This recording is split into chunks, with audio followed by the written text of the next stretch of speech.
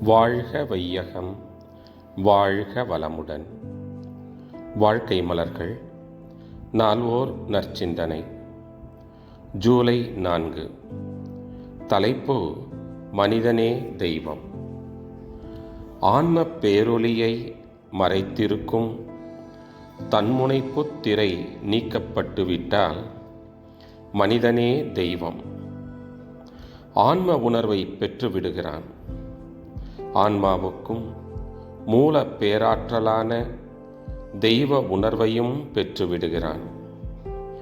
பேரியக்க மண்டலத்தில் அவன் காணும் எல்லா தோற்றங்களும், நிகழ்ச்சிகளும், விளைவுகளும் தெய்வீக ஒழுங்கமைப்பின் திருவிளையாடலாகவே காண்கிறான். அவன் உணர்ச்சி வயப்படுவது இல்லை, பொறுமை கடலாகிறான். அவனிடம் பழிச்செயல்கள் எழுவது இல்லை, அறக்கடலாக திகழ்கிறான். அவன் அறிவிலே மயக்கமில்லை, மெய்விளக்கத்தால் மேன்மை பெற்ற போராளியாக திகழ்கிறான். அவன் வாழ்வில் ஒழுக்கம் இயல்பாக அமைகிறது.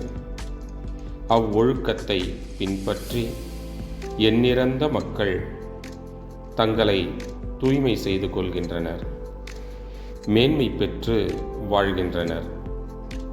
இந்த தன்முனைப்பு திரையை அகற்றுவது எப்படி? கேள்விக்குறி.